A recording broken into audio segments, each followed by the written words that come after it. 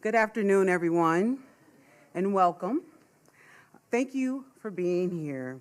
Thank you for choosing to gather, to listen, and to imagine together. My name is Latasha Deloach, and I serve as the Iowa City Senior Center Coordinator for the City of Iowa City, right down the street.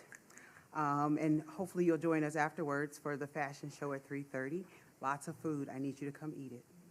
Thanks. It's truly an honor to welcome you to the Reading the Future. It's part of the Parables of the Future Black Future Fest. It's the first time we've ever done a Black Future Fest, so thank you for partaking. This festival was created with a simple belief. The future is not something we wait for. It's something we practice together across generations, across lived experiences. Octavia Butler understood that deeply. Her work reminds us that change is inevitable. But how we respond, how we adapt, how we care for one another, how we build community is a choice. In her stories, survival is never a solo act. It is relational. It is collective. It is deeply human. This year also marks the 100th anniversary of Black History Month, a century of insisting that Black stories matter, that Black knowledge belongs in public spaces, and that our history is not a footnote, but a foundation. Octavia Butler reminds us that Black history is not only about what we've survived, it is about what we are still becoming. Today is not just about remembering the past. It's about deciding what kind of future we are brave enough to build. Before we begin, I want to offer heartfelt thanks first to our panelists here in the room and joining us over Zoom. Thank you for your time, your insight, and your willingness to share your thinking and your hearts with this community. We are grateful to each of you. Thank you to our partners here at the Iowa City Public Library, Jason, I don't know where Heidi is, and Angela, for opening this space and for believing in the power of public imagination. And thank you to the library for allowing today's program. So thank y'all. To be live streamed and recorded so the people who aren't able to make it can see this later, making this conversation accessible, which is very important to us, to people who couldn't be here. Accessibility is not an add-on, it's a part of how we care for community. And we are honored to have the University of Iowa Special Collections with us here today in the back of the room. Some of you got a chance to check it out. You'll find first edition and signed works by Octavia Butler, along with Afrofuturist comics and related materials. I encourage you to visit their table if you have it and spend a little time looking at those pieces. They are reminders that ideas travel through hands, through time, and through care. I also want to thank Friends of the Iowa City Senior Center. Their financial support are the ones that are allowing us to have Black Future Fest. Your investment affirms something we hold true. Older adults are not just keepers of history, they are essential architects of the future. And because of the future, we must be intergenerational. I want to lift up what's ahead. Just in case you didn't know, a children's Afrofuturistic mural workshop is later this month, led by Dana Egan. And so I think it's on the 22nd of February. So she's the designer of the festival flyer. So if you see the flyer that you came in, she's the designer of that. So it's just a reminder that imagination belongs to all ages. Today's conversation will be guided by someone whose care and clarity make him the perfect steward for this moment. It is my pleasure to introduce our moderator, A. Daryl Moten.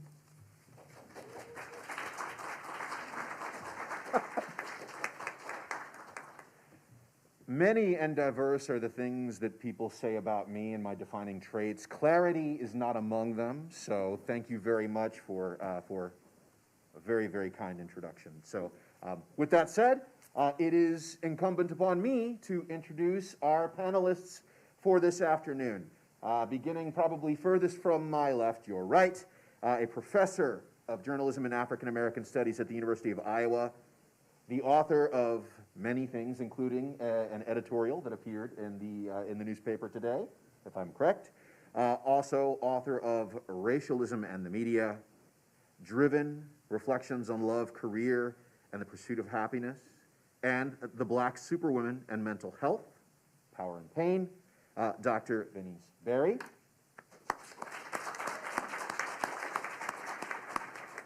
Next to her, a retired teacher late of the Iowa City School District, representative of perhaps the finest of the Divine Nine, Alpha Kappa Alpha, Ms. Diana Henry. And joining us on Zoom, or as I like to say it, from 2 hours in the future in Portland, Oregon, Professor Walida Imarisha, who is an educator, writer, poet, co-editor of the Octavia's Brood short story collection, among other things, my favorite bad sister, director of Portland State University Center for Black Studies, or as I like to refer to her, everybody's favorite tenured weather goddess.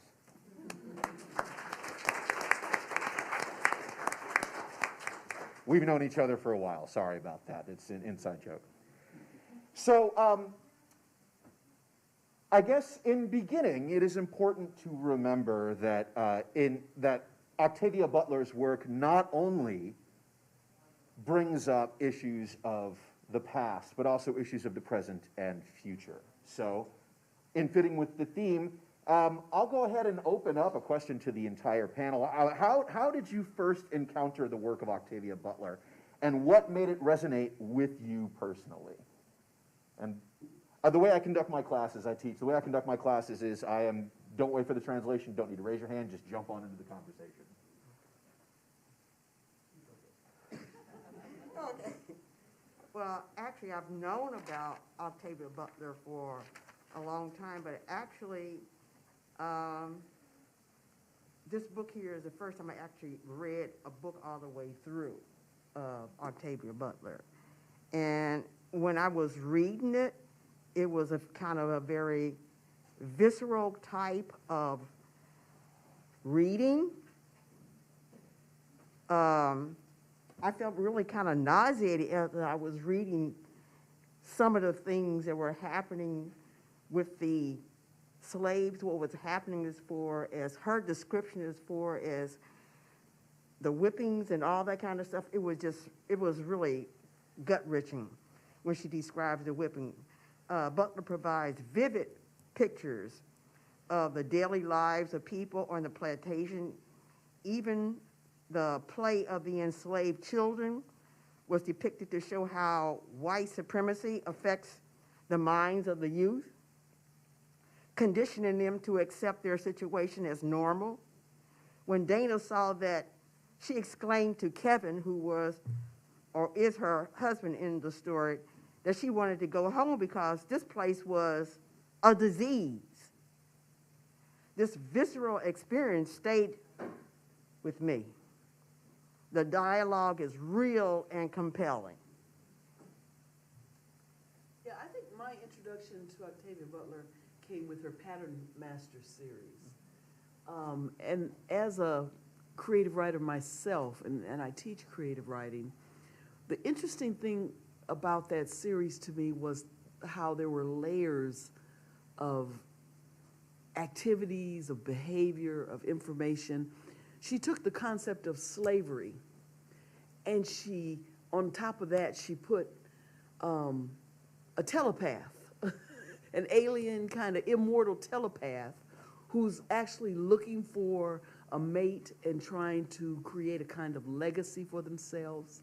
And so she took this notion of slavery, which is something we're all familiar with, but she enhanced it to create this other world that's going on in relation to this situation. So he's going all around the world, and he's collecting black people that have these empathetic tendencies or tactics, because he's trying to find a mate, and he's trying to create a legacy.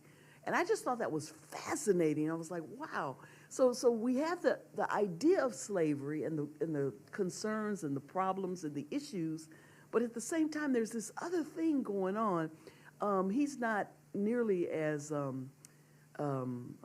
abusive to his slaves and that kind of thing. There are some conflicts between the slaves because different factions decide they're going to start fighting each other in order to gain more prominence and more power and stuff. But I just thought it was interesting that she took this basic notion of slavery and just totally turned it inside out. And it was so fascinating to me as a writer that, you know, she was able to do this. One of these days, I'd love to write some science fiction. I haven't done it yet, but my daughter and I are talking about doing a graphic novel about fairies. She likes fairies, so I would do the writing and she would do the illustration. So we're looking at that.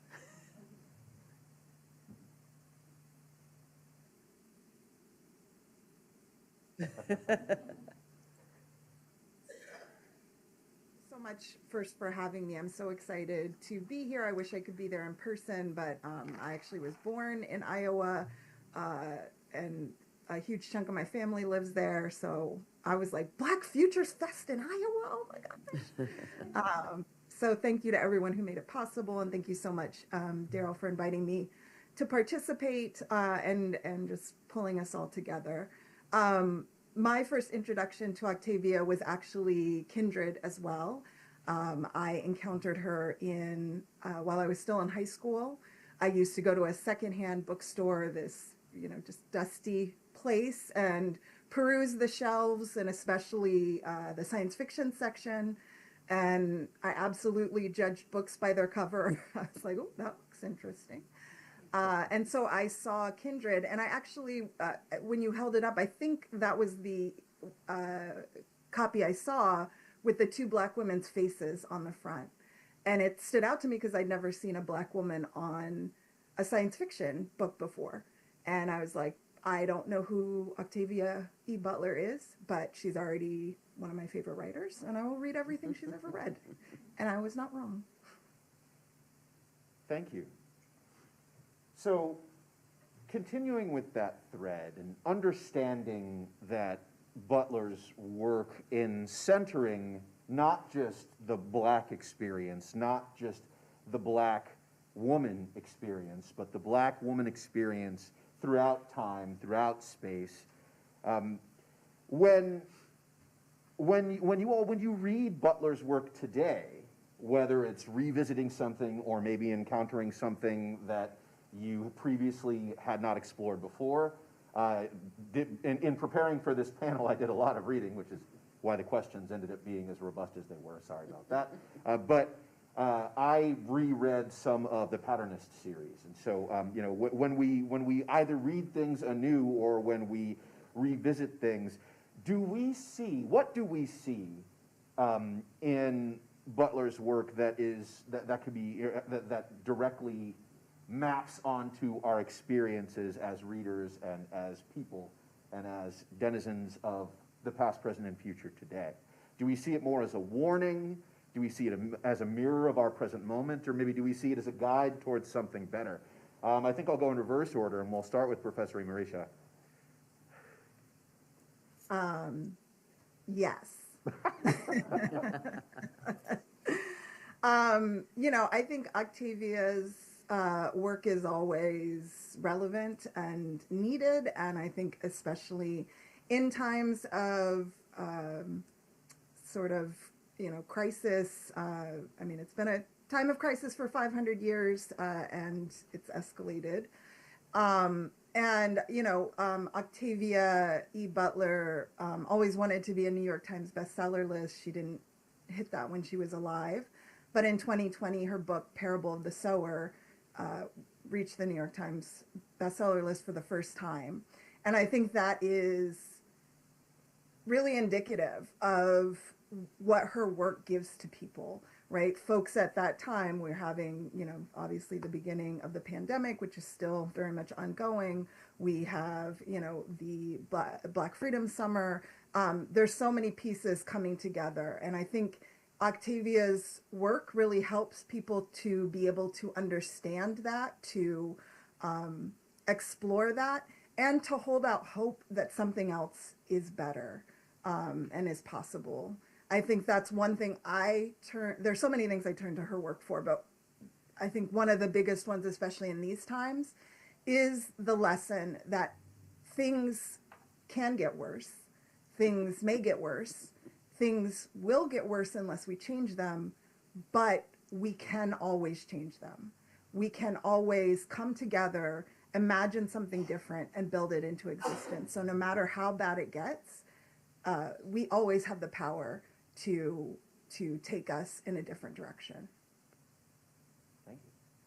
One of the things that amazes me about her books, about her different stories, is that they were written between, I looked this up, 1976 and 2005.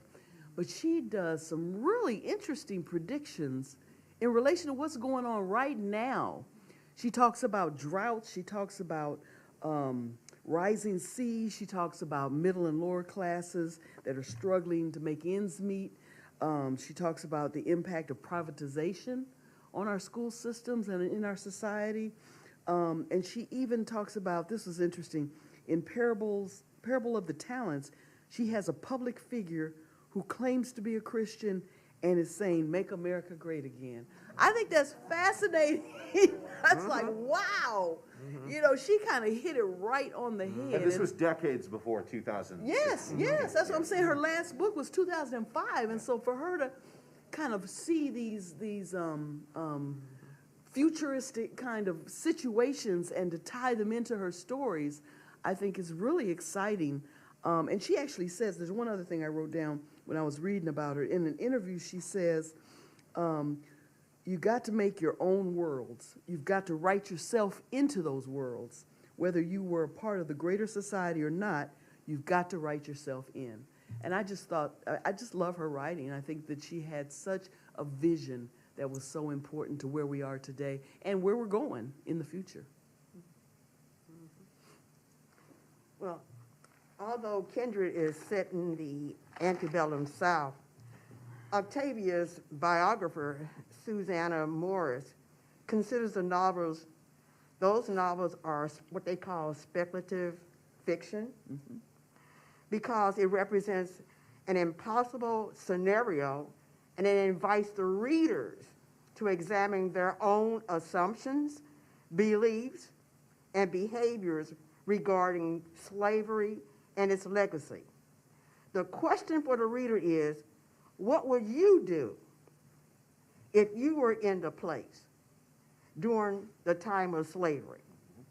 Slavery was a way to address a classmate's mid-1960s attitude that the older generation should have rebelled more. When she was 13, she said she thought the same. Her friend once said, quote, "I wish I could kill off all of those old people who have been holding us back for so long. But I can't, because those people would be my own parents."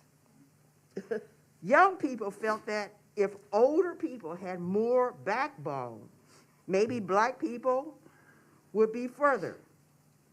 Octavia, she sympathized, but she disagreed with her friend. She loathed racism and slavery and believed her ancestors were immensely strong. She kept coming back to her friend's pain and ignorance and wondered, what would it take to really survive the crucible of slavery?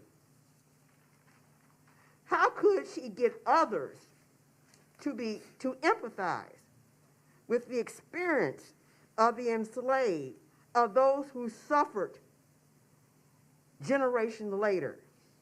She wanted the younger generation to understand their ancestors as heroes and survivors, not cowards. She wanted people to reject romantic dreams of revolution in favor of the sober reality of survival. She thought that if people were better educated about slavery, they could be more empathetic, not only about history, but also about their own experiences. In Kindred, the readers explore the exterior lives of the enslaved, providing a mirror to the past, which gives black people proof of their strength to survive hell. Very good, very powerful. And on that note, because that community-based strength is something that plays a role in so much of Butler's writing, you know, what are some of the other ways that we see Butler exploring the promises and maybe the limits of community? Open question, sorry. Well, I think for me, one of the things that she does very effectively is all of her books are about survival. How do we survive whatever we're going through, whatever situation we're in, whatever period we're in? It's about survival. What do we need to do to survive? And I think that that, for me, is an important part of the community, because, of course, some of her key takeaways are, you know, adapting, you know, even assimilation, and resisting as well, you know, fighting the good fight. And so for me, when it comes to community, she really takes a broad brush to talk about specifically like relationships. How do relationships impact community? How do relationships connect to our survival? What are some of the elements that we think about in relation to how we connect to each other? I mean, that's a really important part of her work, I think. And the other component, I think, is emotional resonance. Just how do emotions connect us? And why are emotions important to who we are and how we operate in this society? You know, if we don't feel, we feel a certain way about each other, you know, about ourselves, about our situation, about our society, and that emotion actually influences our behavior.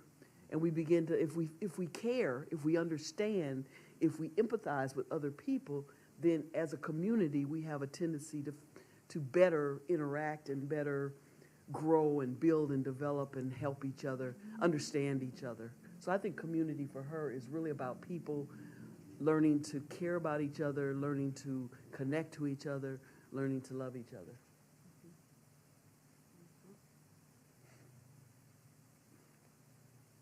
Professor Marisha? Thanks. Whenever you're on Zoom and everyone else is in person, you're like, I don't want to start talking, and then you can't tell someone else. It's the way of the future. Yeah, I mean, I think community is the heart of Octavia E. Butler's work. And, you know, I co-edited Octavia's Brood science fiction stories from social justice movements, organizers, activists, change makers writing sci-fi and speculative fiction. And it's called Octavia's Brood, obviously named for Octavia E. Butler and referencing her book, Lilith's Brood, her trilogy.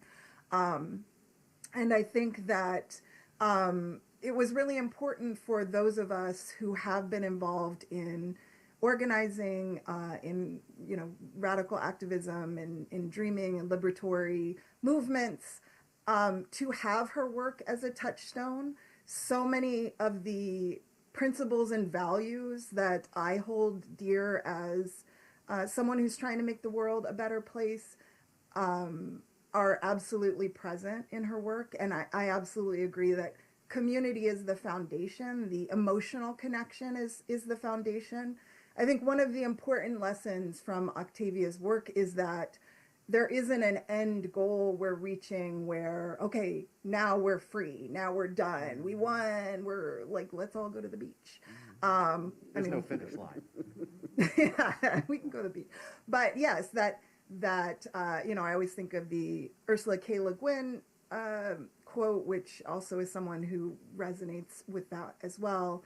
The ends justify the means, but what if all we have is means, right? So there is no end. So how we make change is the change we're trying to make.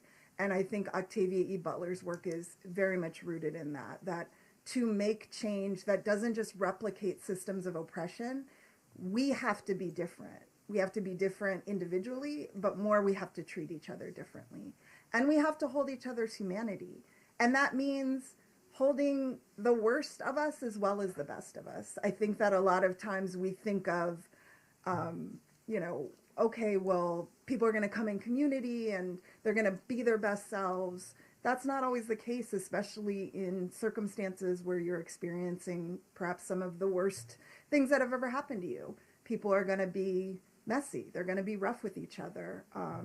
And Octavia's work doesn't shy away from that. And I think it makes it challenging sometimes because you're like, oh, why did that character do that? But it's important because when we are under pressure and stress, when we are holding so many different traumas, we don't always treat each other well. And there has to be a way to hold folks accountable, absolutely, to minimize and to, stop harm, but to say that's part of being human. And if we aren't building movements and communities that can hold that, we actually aren't building anything that is sustainable and will take us into that future that we want. I actually wrote down a thing from one of her books, from Parable of the Sower. One of her characters says something about change that I thought was really dynamic. The character says, all that you touch, you change. Mm-hmm.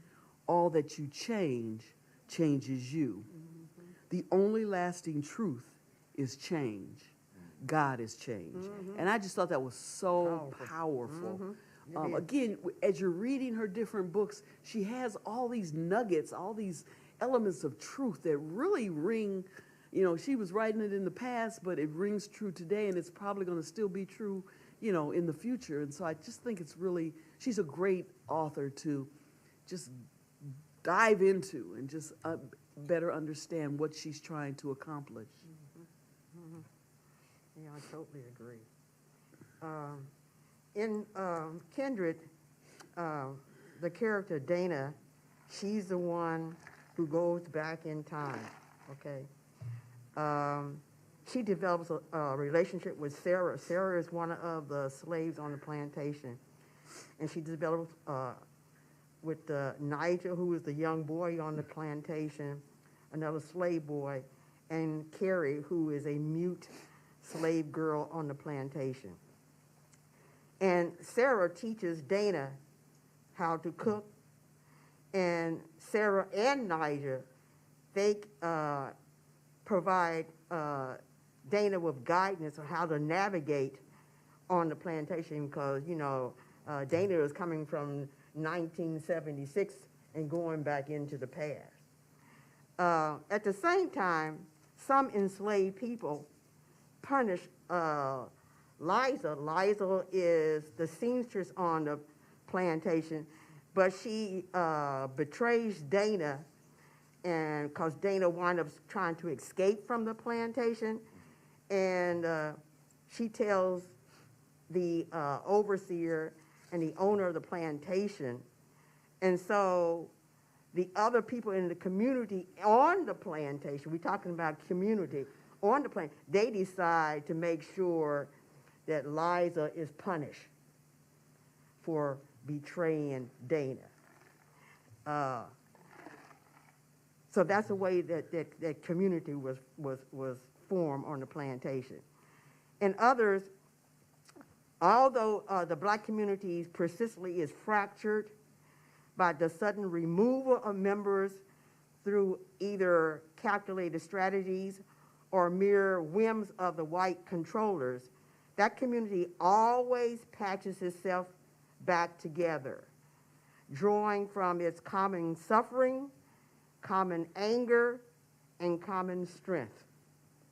And that's how they make sure they have community.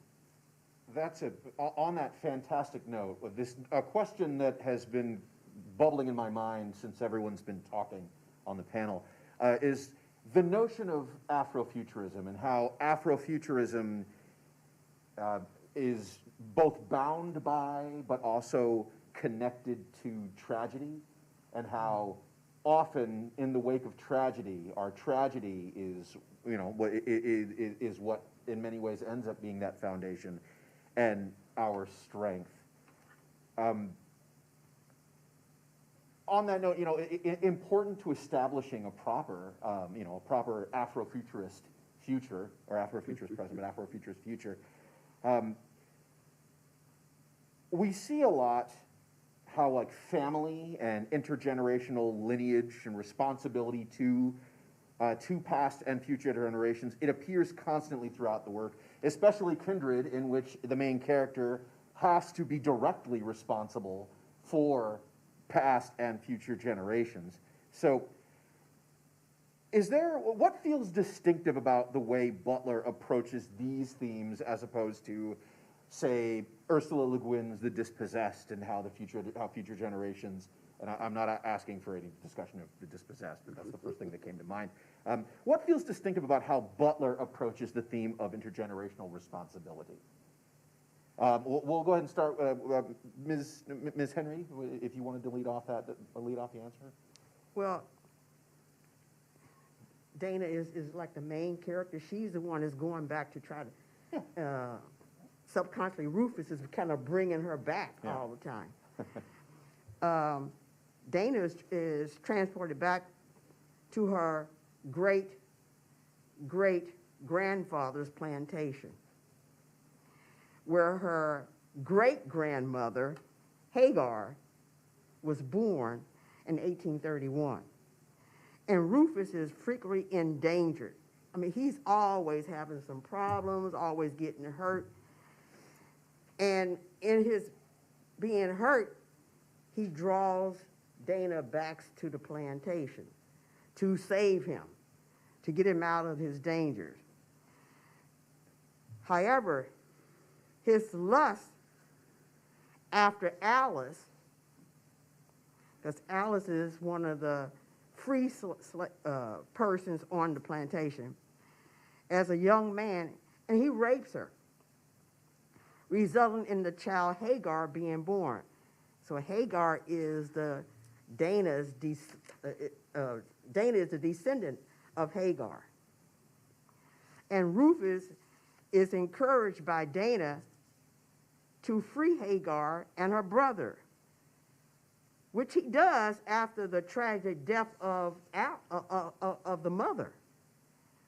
Octavia, it merges the narrative of the enslaved person with the verbal and situational echoes to convey the sense of authenticity. That's what she tries to do. Thank you. Walida?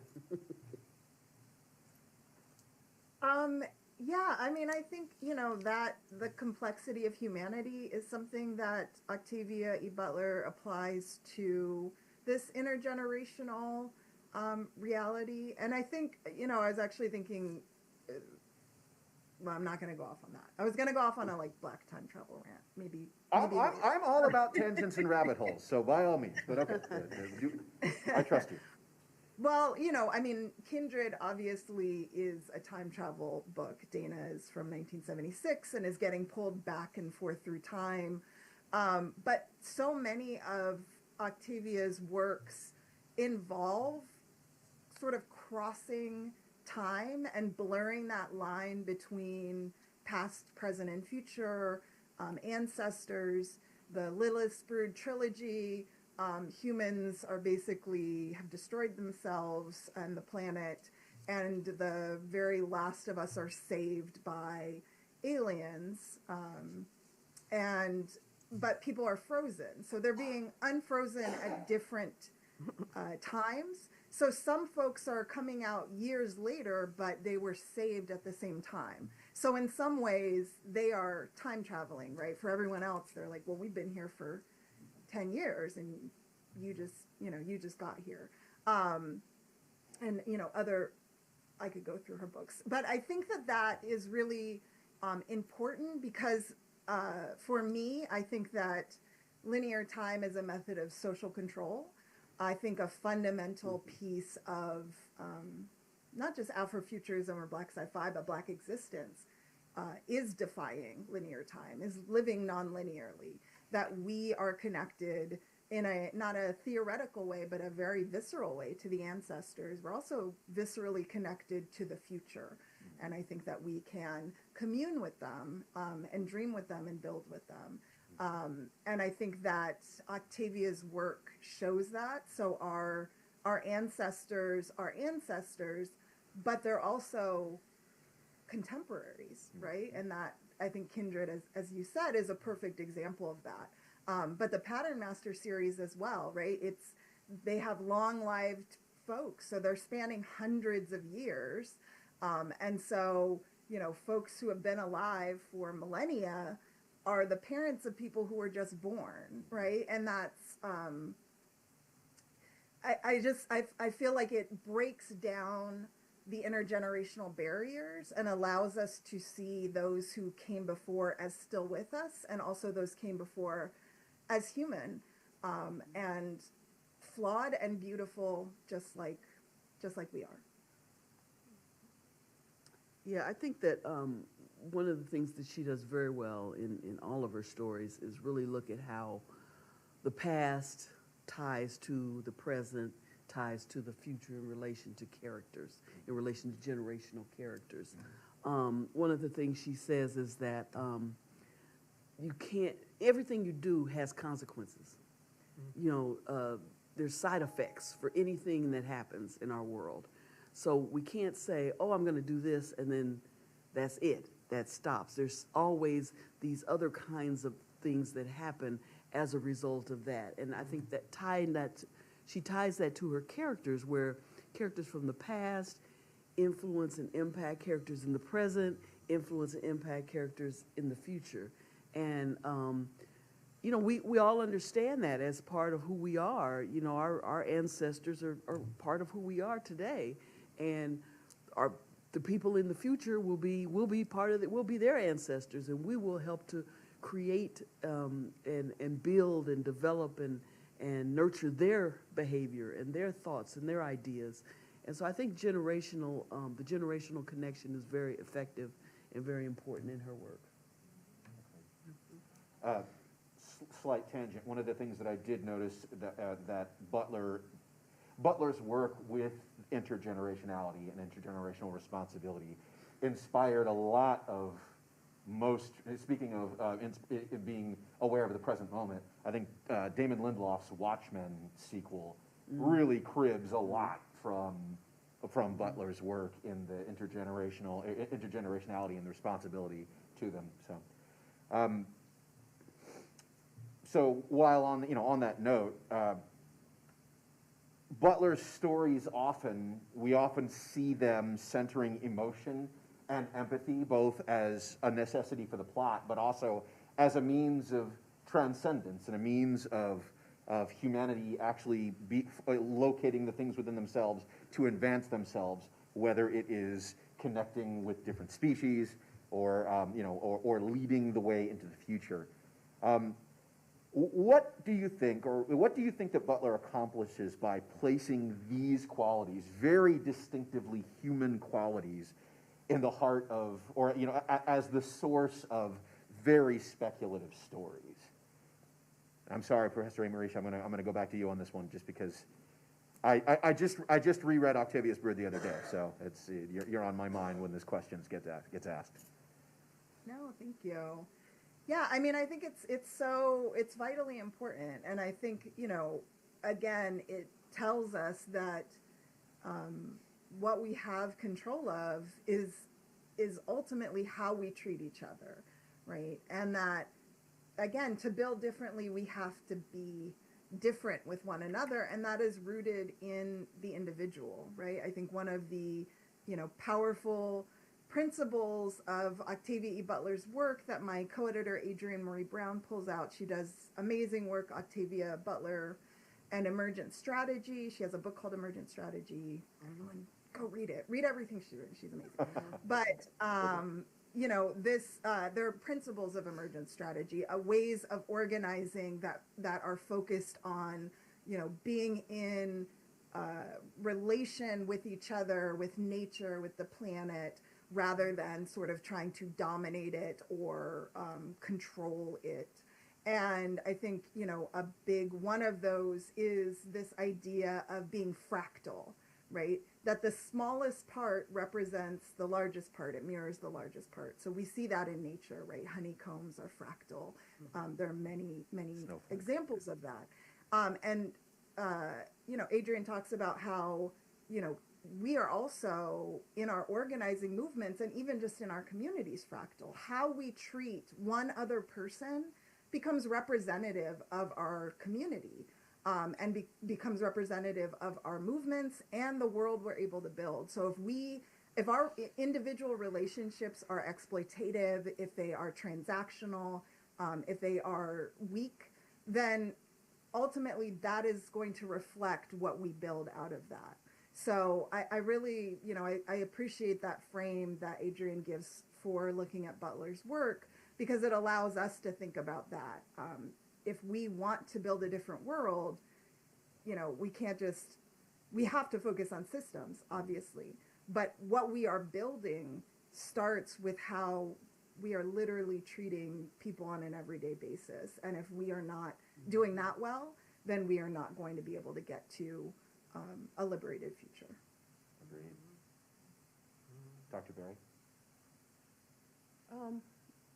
I really think that part of what part of what she's trying to get at is the fact that, we as human beings all have a connective nature, and it's really important that, we pay attention to images and representations in the media. I mean, that's one of the things I do a lot of work in, is images of African Americans in the media and messages about African Americans in the media. Just understanding that these representations influence who we can become, who we think about becoming, how we interact in our society.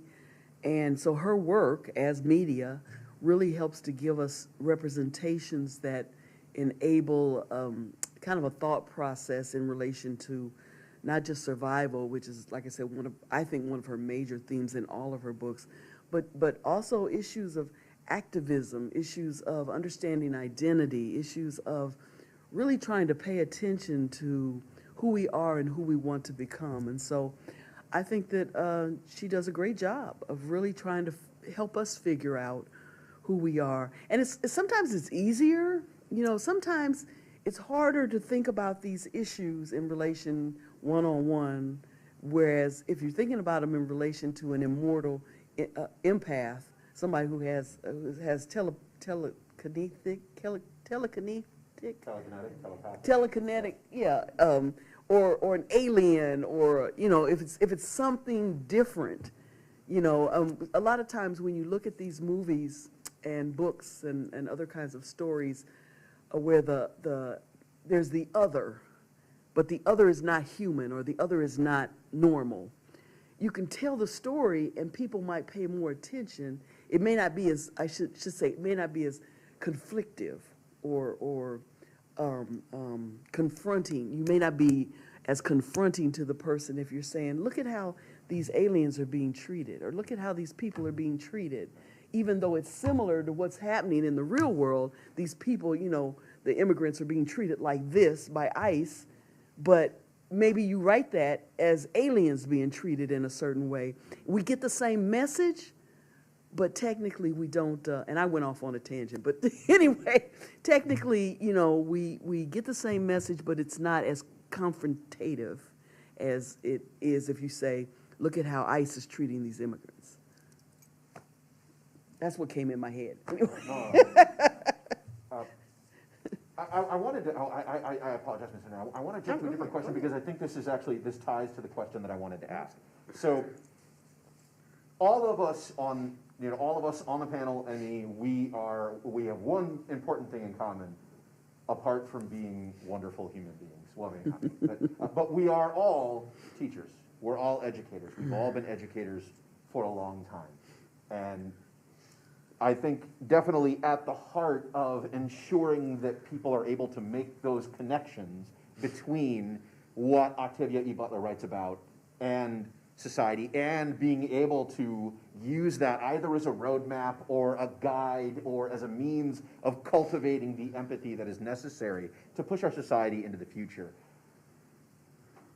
To be blunt, someone's going to have to teach us how to do it. Someone's going to have to teach people how to do it. We are all teachers. We are all, all of us here on this panel, we're all teachers. We're all people that are familiar with Butler's work. So I suppose, how do we see Butler specifically employing or specifically describing the role education plays in creating those futures? And maybe just for fun, if we're still actively teaching, how are we using those strategies ourselves? How did we use them in the past in our classrooms? Hopefully that's not too pedagogical a question, but it's on my mind right now.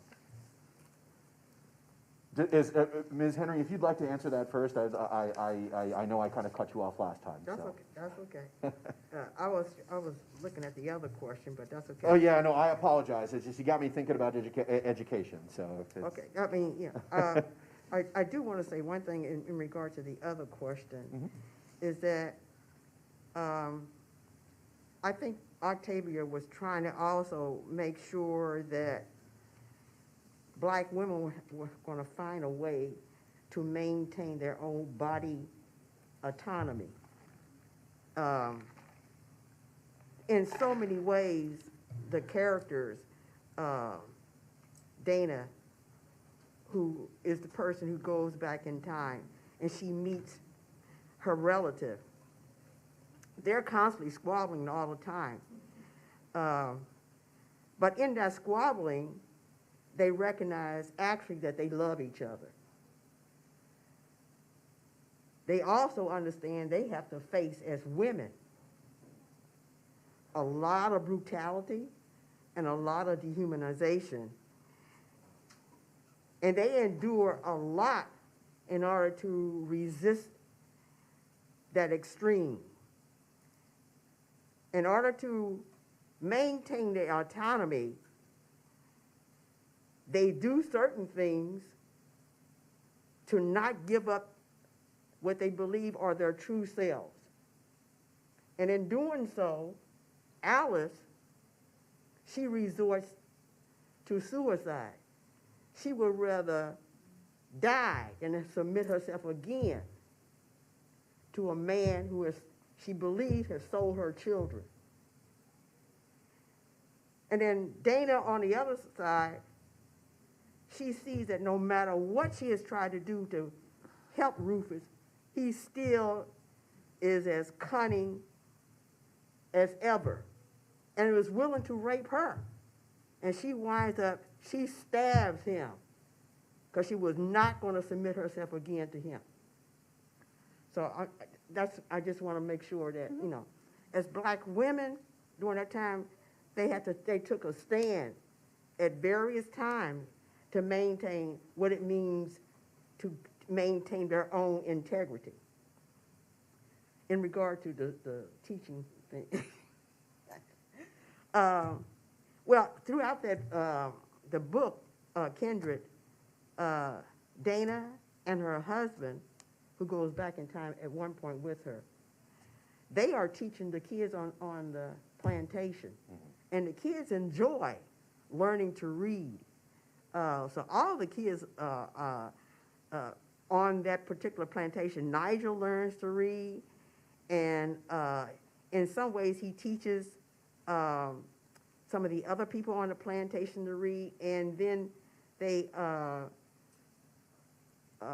Dana reads aloud to Rufus, who is the Rufus' mother, So there's always a teaching process constantly going on under the radar, because the main owner of the plantation, he doesn't really want them to really learn how to read. But it doesn't matter, because the love of education, those people, the enslaved people, wanted to learn how to read. And Dana and her husband, they found that opportunity to make sure people were learning how to read. Thank you. Can I jump in? Absolutely. Yeah, I think this idea of education is so important, and it's foundational to Octavia E. Butler's very work. So many people, as was mentioned with her, referencing the leader in Parable of the Talents, who is frighteningly reminiscent of what we're living through right now. She people really talk about her work as prophetic, as foretelling the future, and I think it does because she studied, and she said that very clearly, especially with Parable of the Sower. But for everything, every piece she wrote, she studied so deeply, and she said that I studied what was happening around the world with all of these pieces, as was listed out earlier, with climate change, with privatization, on and on and on. And I extrapolated, if we continue on the path as we have been, where will we go, right? So her work that is seen as a prophecy in many ways is directly coming out of education. And she is taking in everything here and then, projecting it into the future if things don't change, which, unfortunately, we're much closer now than we were before to those realities. But I think it's really important why education is important.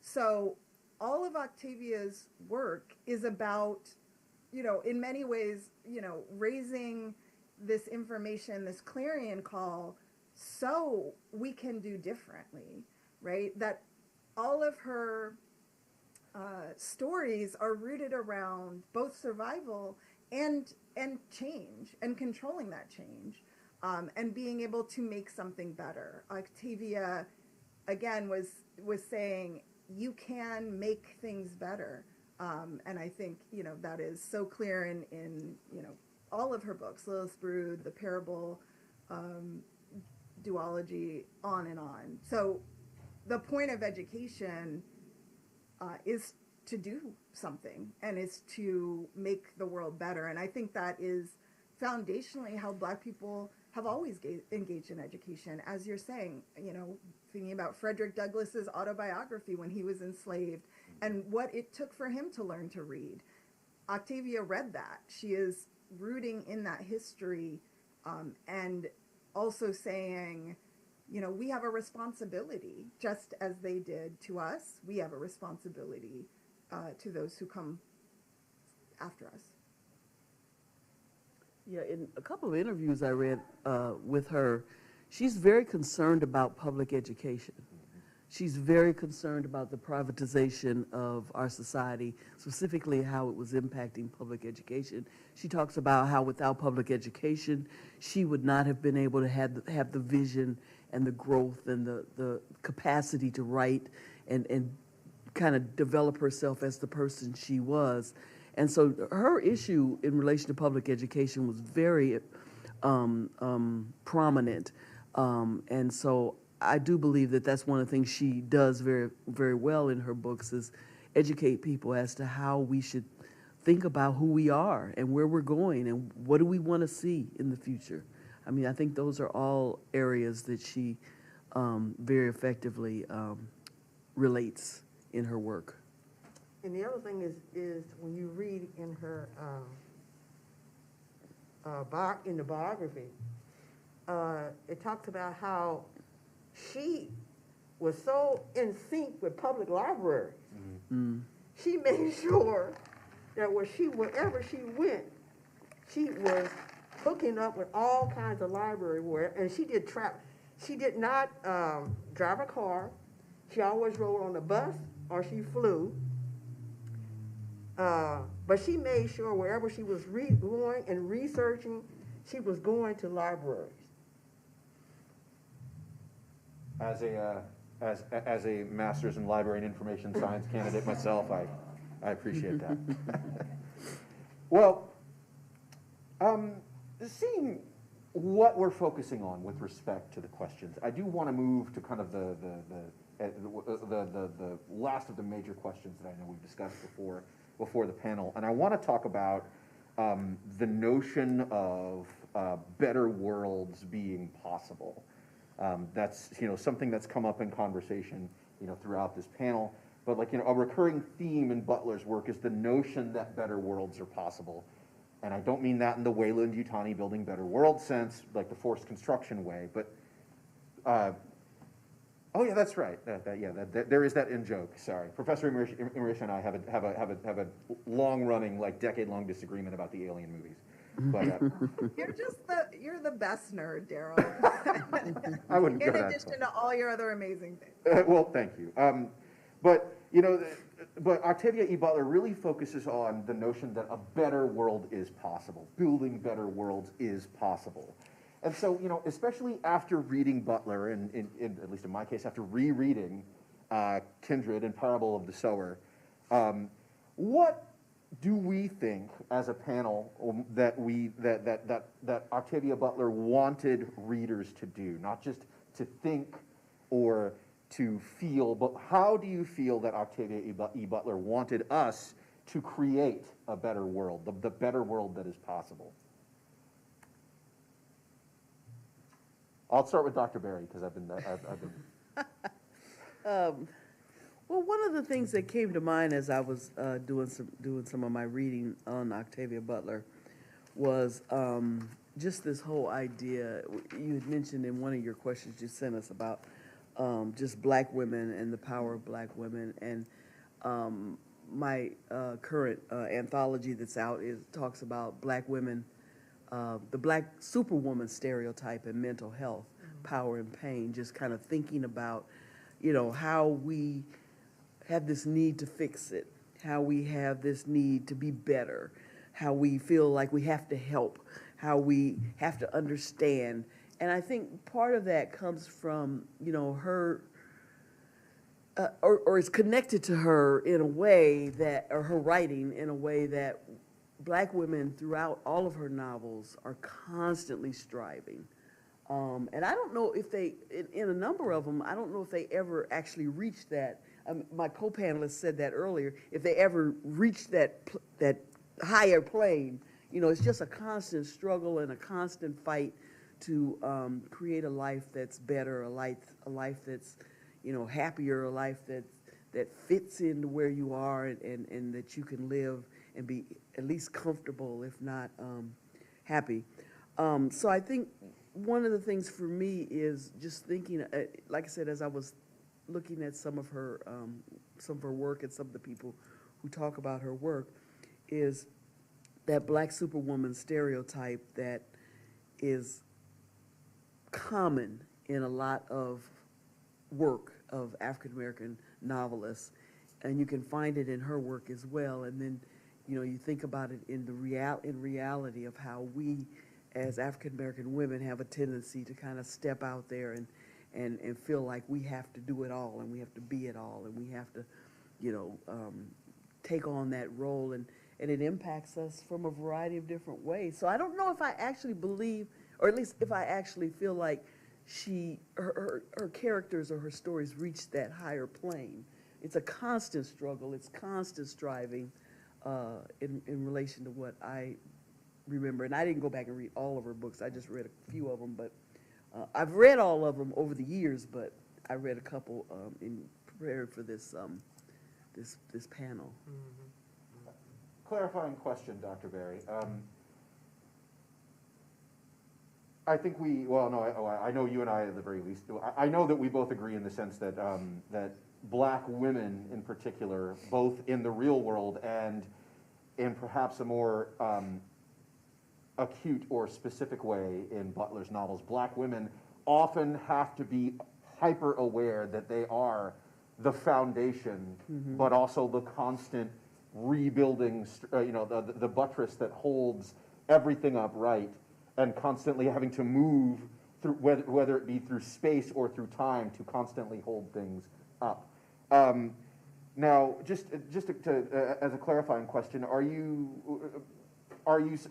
indicating, or like, where are you showing, or do you feel as if Butler not showing any characters actually sort of reaching that place? Do you think that's is that more of an aspirational thing to keep trying, or is that a maybe, if not Afro-pessimistic, but Afro-cynical notion on what society will allow black women to accomplish? Well, I mean, I think it's kind of what my co-panelists talked about, is the fact that do we ever really reach that can we ever really reach that space that we're talking about, where everything is perfect, everything is good, everything is the way we want it to be?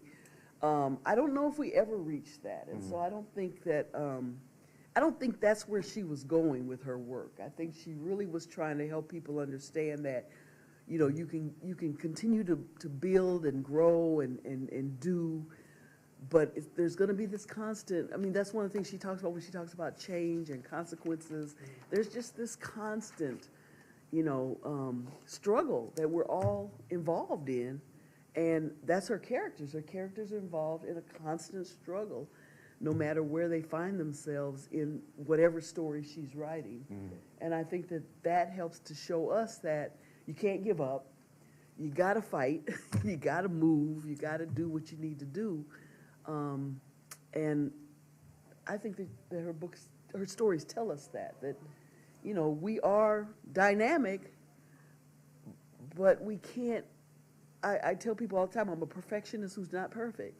And so it's that kind of mentality. It's kind of like, you know, you're constantly trying, but, you know, just understand you may not get there, but you can make it better. Perfectionism breeds not perfection, but a healthy pursuit of perfection. Sometimes it's unhealthy. Well, that's true. That is very true. I apologize for the clarifying question. I wanted to, you know, I wanted to make sure that I got that out.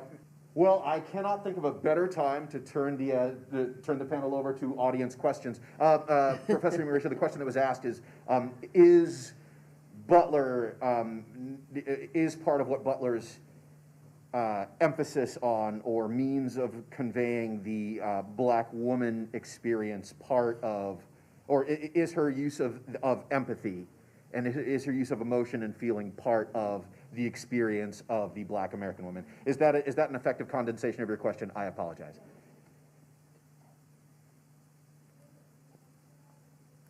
Professor Marisha, did you want to answer that? We didn't get to your answer for the last question, so. Sure. I mean, I think the presence of empathy is such a foundational part of every single piece of Octavia E. Butler's writing. I think one thing I just, and it connects, is there's an amazing Black woman scholar, Ayanna Jameson, who's been doing a lot of research into Octavia E. Butler's, specifically her papers that are in the Huntington Library.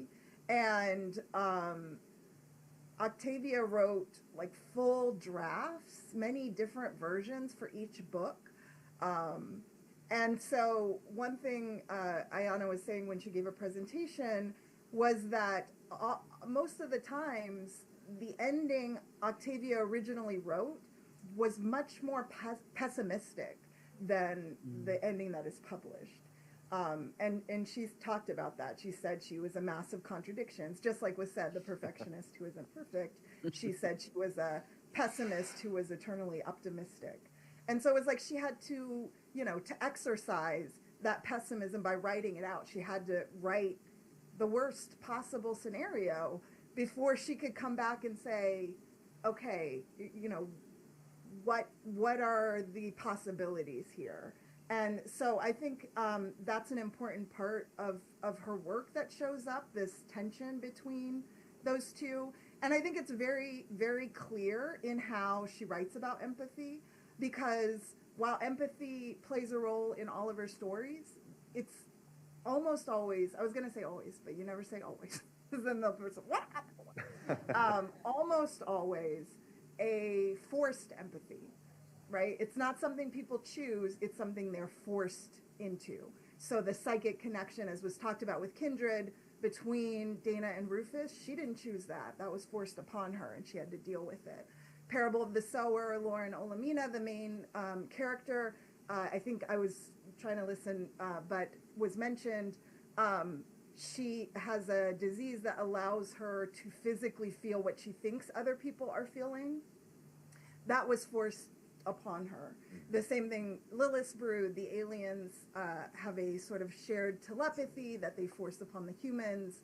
You know, it was already mentioned pattern master. We could go through everything, right? So it's very clear Octavia is saying humans have the ability and capacity for great empathy, and that is a fundamental piece we need to change, to make change. And, you know, the pessimism of Octavia was thinking humans wouldn't choose to do that voluntarily.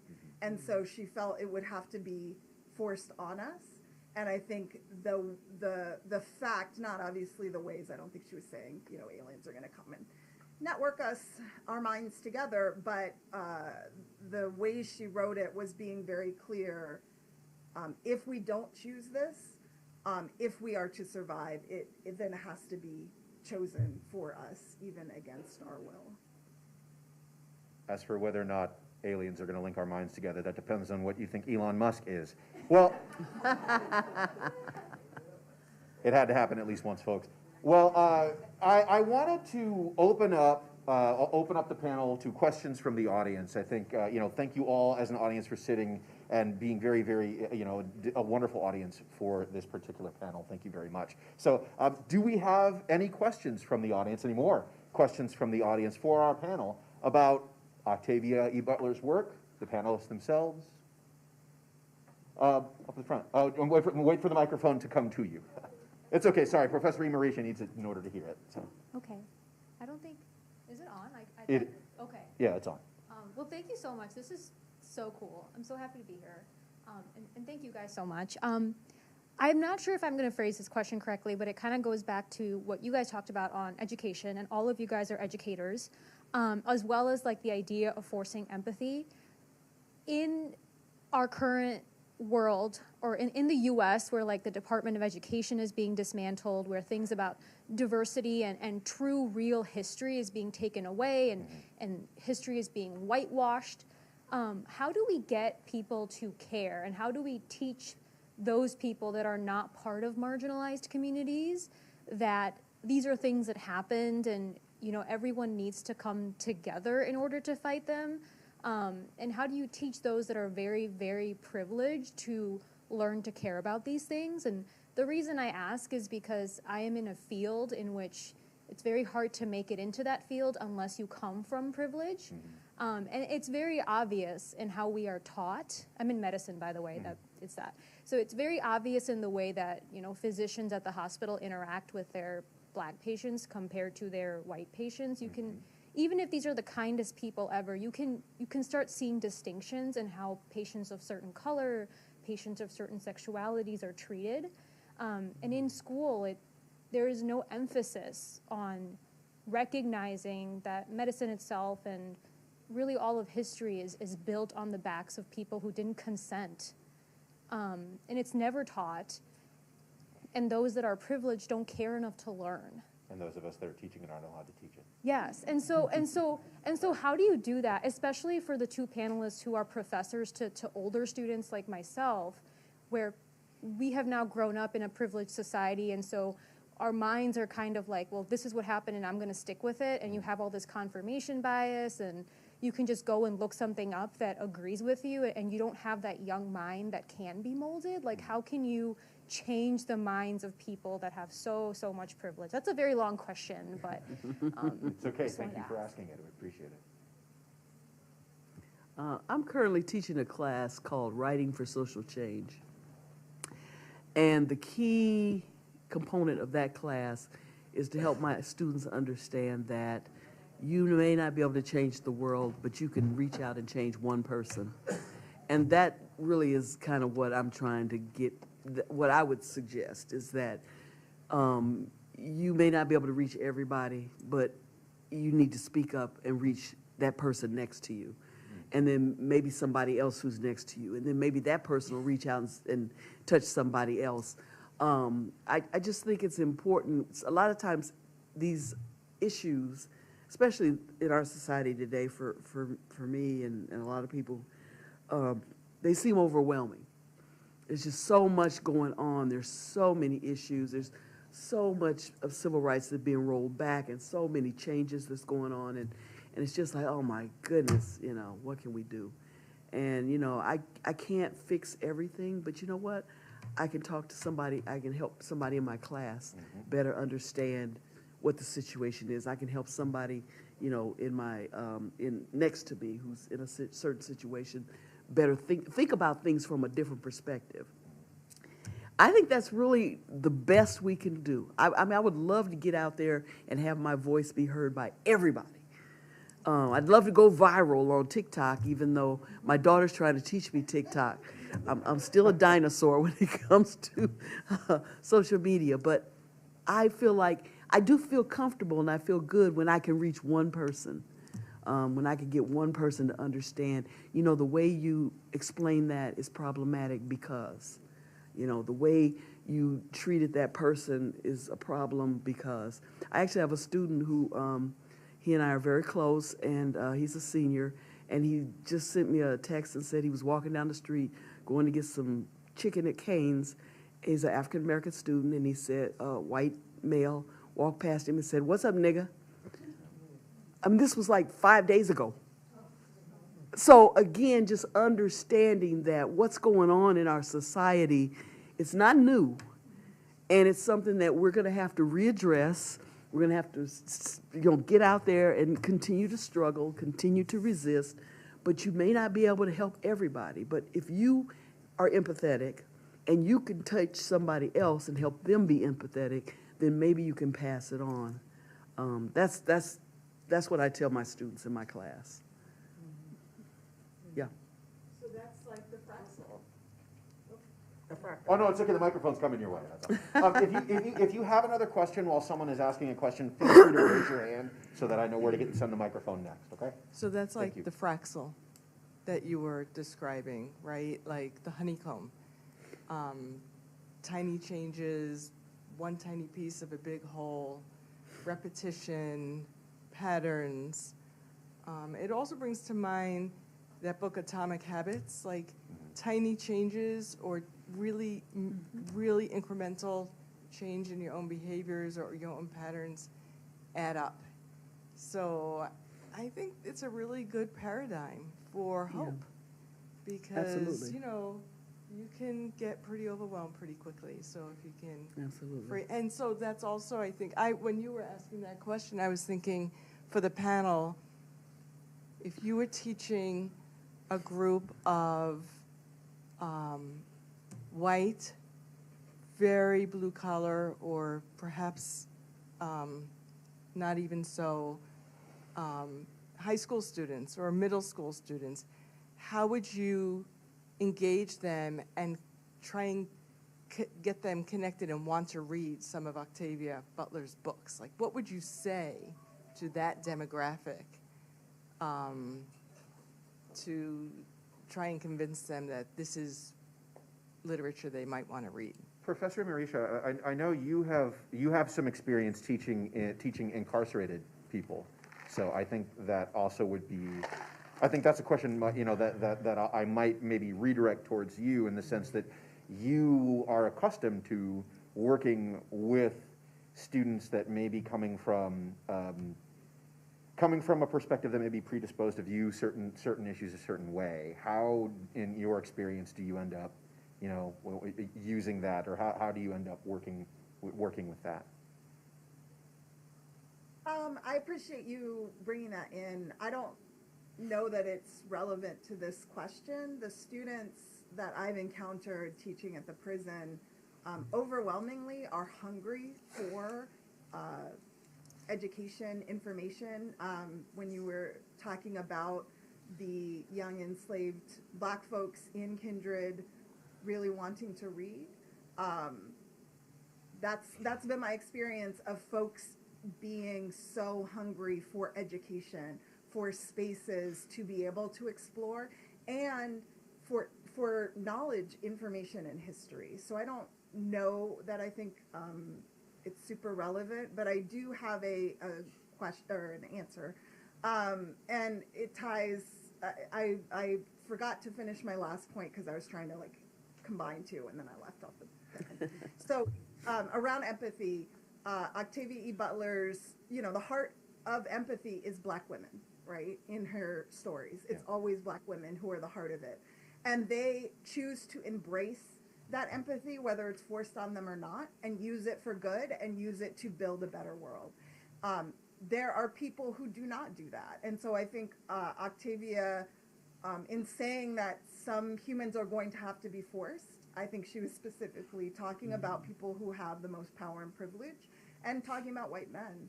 And I think, you know, again and again in these stories, there are white men who choose to be able to be open to that and to change, to see others' humanity and therefore their own humanity and be part of that change.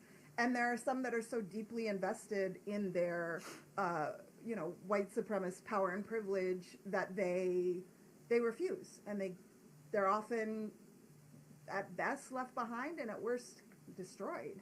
And I think Kindred is a good example of that, right? Because Dana's husband, in that story, she's a black woman, he's a white man. Rufus, who is, you know, in the past her ancestor, is a white man. So we have two examples of these white men. One of them chooses to connect, chooses to take in what is happening, take in something they never even necessarily understood, you know, in the smallest way. And Rufus didn't, and Rufus is destroyed. And we can see that again and again and again in Lilith's Brood. I think very, very clearly in Fledgling, which is she called it her fun vampire book. I don't know. Is there any other kind of vampire book, though, really? No, I was going to say, I love Octavia's work. I recommend it. I read it all the time. I wouldn't be like, woo, this is a fun afternoon reading.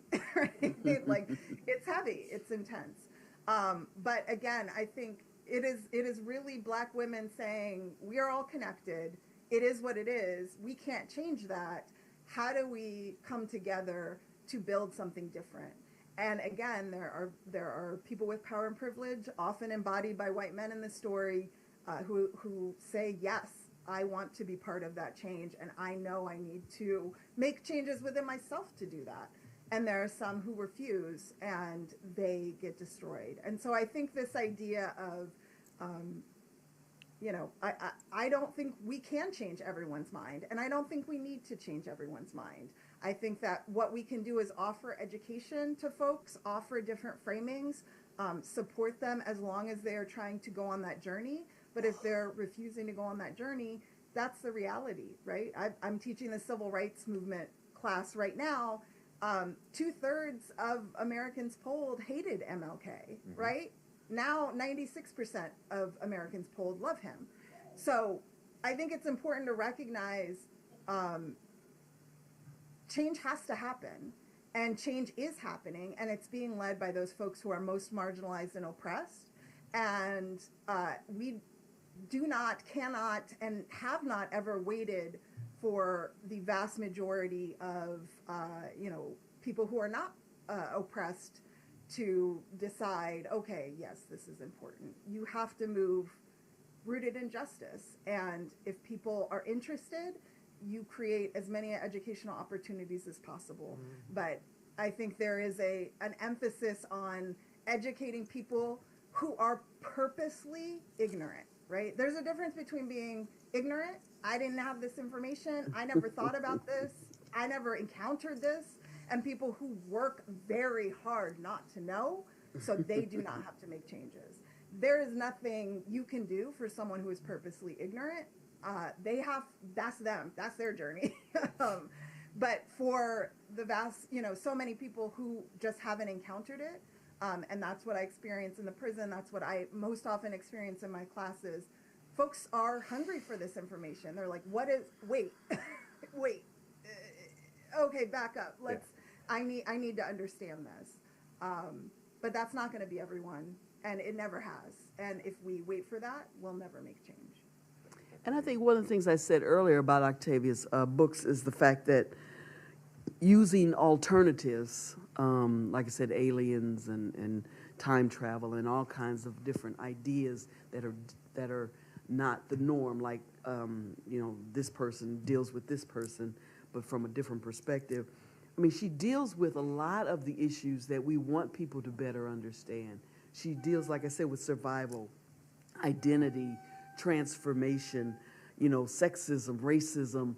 I mean, she's dealing with those issues, but she's dealing with them from an alternative perspective, so that if you see the racism or the otherism probably would be a better word, in relation to aliens, then a high school student might be able to say, oh, okay, and kind of connect with it and be willing to pay attention to it because it's not personally, approaching them or conflicting with them. So I think that her books would be very good, most of her books would be very good to help students understand those issues, but not from a conflicting, although some of her books have been banned. Yeah. I don't know if all of them have, but I know some of them have Give been it time. banned. Give it time. Well, two of the books, The Parable of the Sower and The Parable of the Talents, in regard to young people, high school students, are now in are graphic novels. So if you want to interest the youth, you can go that route, the graphic novel. I mean, they are really great, So Kindred has been made into a Right, television series. right. about So if you 4 want to years. go that route first, Only one season, that's true. Yeah. So, we are butting up against a time constraint, so I know we have time for probably 2 more questions. We have a question right there in the corner, and then, actually, well, okay, we'll get to you later. Appreciate you. It seems that Butler combined the Bible and because it is no book more science fiction than the Bible. Ezekiel saw the wheel, but she knew how to appeal to the science fiction. And right now we're in a science fiction era, because this is not the country I was born into. And it's people ignore science fiction at their own peril, because now I'm looking at Doctor Who, and I'm seeing what's happening to us. So that Butler was able to capture that. She didn't base so much on race as reality. So she's like an inclusive reader. You can read her, and you're reading yourself. You read a book, and the book is reading you, and it's a back and forth exchange. But she should be read, and she should be into the educational system. Because I first found out about Butler when I was in Fred Moten's class here, when he was teaching at the University of Iowa. And he put us on to that, and he put us on to like philosophy. Butler was a deep writer, but before her time, but that's how all great writers are before their times, when you study about what's really going on. So it's like we're caught in this thing where we can't move. We don't know what to do. We can't go left. We can't go right. We're just standing still like a deer with its head in the headlights. So Butler is a good cure, or could add to the cure, to what can we do? Thank you. For the record, Fred Moten and I are not related. Same last name, but not related. I believe we had one last question. I was, to the point about empathy, I was just going to lift up the work of another community member and librarian, Jade Davis, who has a book called The Other Side of Empathy, where she's just thinking really carefully about empathy and the ways it can neutralize or weaponize sentiment, and how it can be a poor, Ruha Benjamin called it a poor placeholder for mutual recognition and social liberation. And it was just to offer that up as another resource for thinking about empathy from somebody else in the community. And before we close, I'd like to, I do have some bookmarks for my new anthology, The Black Superwoman in Mental Health, Power, and Pain. This month, they're actually giving a 30% discount. So if you are interested, please grab a bookmark. And please look at my editorial that's in the Press Citizen today. Yeah. I'm really talking about the hypocrisy of the University of Iowa creating an intellectual freedom center, and at the same time taking away the majors of African American Studies and Gender and Women's and Sexuality Studies, which is so trifling. Well, lest we be held intellectually captive by thinking about other people. Right. I guess I would like to give one last question, just to the panel. For our panelists that are working on things, what are you working on right now? Are there are there other things? Are there things that you kind of jumped the gun? What should we be looking out for from you? Yes, that's pretty much what I wanted to offer. I wanted to ask the panelists. You want to start with our? Yes, Professor Miriche, from the future. Oh, what am I working on? Oh, surviving. Yeah, I think. Yeah, I'm working on a couple books, but nowhere near. I'm always so impressed and amazed as folks put out books, and it is. I now understand the process, the painful process. As someone currently writing a dissertation, I understand that. Well, did we have any final remarks from the panel, just in general? I would just, since you talk about where we work. Absolutely, that's what I was going to ask. I and a group of community people, we're working on writing curriculum for Freedom School. We plan on having a Freedom School this summer. Fantastic. Well, I would like to thank our wonderful panel. Please, a round of applause for our wonderful panelists. A round of applause for University of Iowa Library's special collections here. A round of applause for everyone, Iowa Senior Center, everyone that has put on this wonderful festival. Thank you very much. And because I am an elementary school teacher at heart, a round of applause for you all for showing up. Thank you all very much for showing up. We greatly appreciate it. A round of applause for our amazing moderator. Oh, well. Thank you. Thank you all very much. You all have a wonderful, blessed weekend. Take care of yourselves. Be kind to one another. Thank you.